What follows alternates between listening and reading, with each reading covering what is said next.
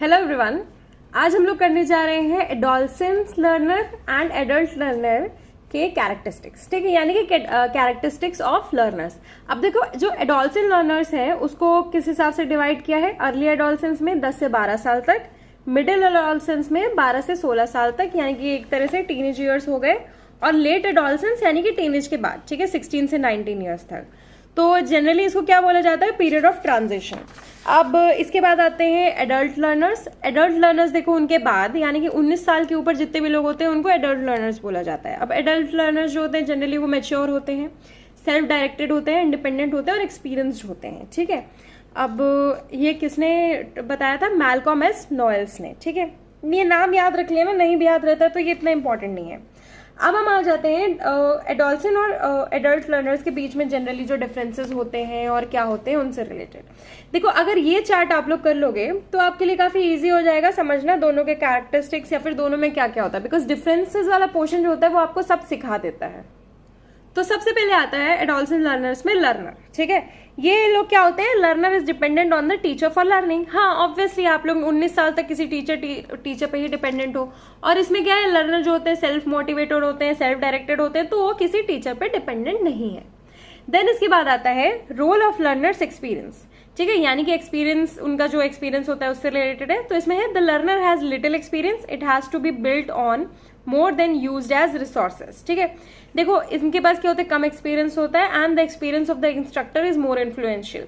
अगर आपके पास खुद से एक्सपीरियंस कम है तो आप किसी ऐसे से सीखते हो जिसके पास एक्सपीरियंस थोड़ा ज्यादा है। ठीक है, वो आपके क्या हो गए, इंस्ट्रक्टर हो गए।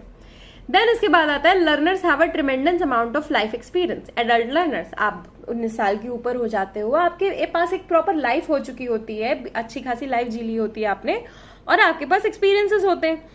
ये होते हैं adults are rich resources for one another, यानी कि आप आपस में बातचीत करके भी एक दूसरे को सिखा सकते हो। And experience becomes the source of self identify. ठीक है, आपका जो एक्सपीरियंस होता है वो आपको आइडेंटिफाई करता है, उसी के हिसाब से आप आगे और सीख सकते हो।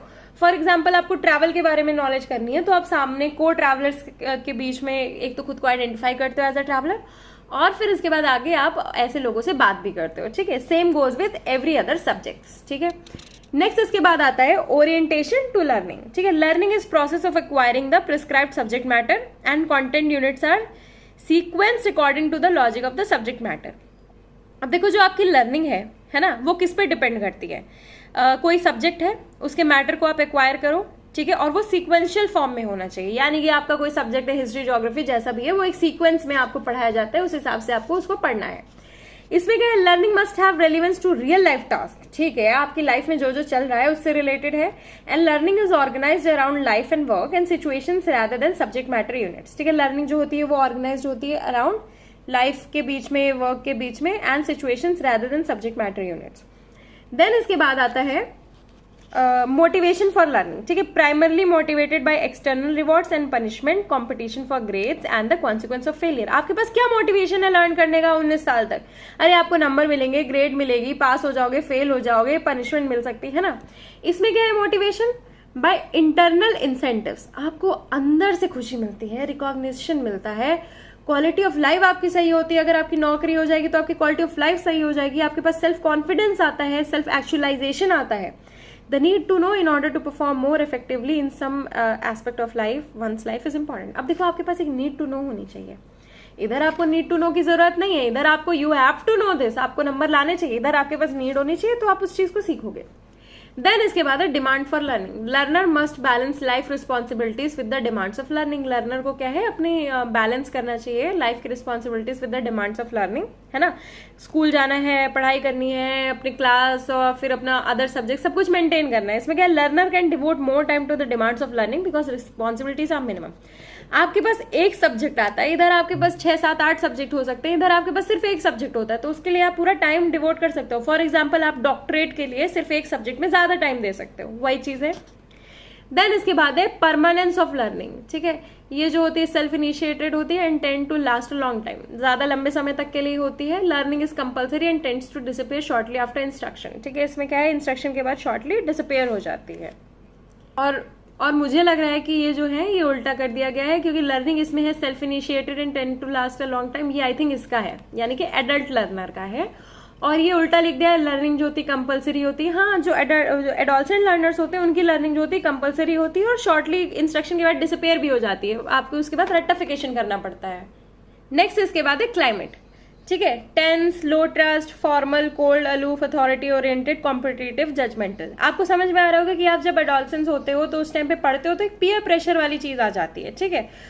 एंड देन इसके बाद जब आप एडल्ट हो जाते हो तो चीजें रिलैक्स हो जाती हैं, ट्रस्टिंग हो जाती हैं, म्यूचुअली रिस्पेक्टफुल, आप रिस्पेक्ट करते हो को लर्नर्स की, इनफॉर्मल एंड वार्म होती है, एंड कोलैबोरेटिव, सपोर्टिव होती है। काफी सपोर्ट मिलता है जब आप हायर स्टडीज करते हो या फिर कोई और चीज की स्टडीज करते हो। इसमें है डायग्नोसिस ऑफ नीड्स, ठीक है, primarily bye teaching system and teacher, ठीक है। डायग्नोसिस और नीड्स कौन देखता है? टीचर देखता है। इसमें कौन देखता है? Mutual assessment bye learner and facilitator. For example आप IAS PCS की तैयारी कर रहे हो तो उसके फैसिलिटेटर होते हैं, बाकी आप आपस में कुछ करते हो तो को लर्नर्स होते हैं। इसमें क्या है? प्लानिंग ऑफ करिकुलम टीचर ही करता है, इसमें म्यूचुअली होता है, mutually by learner and facilitator.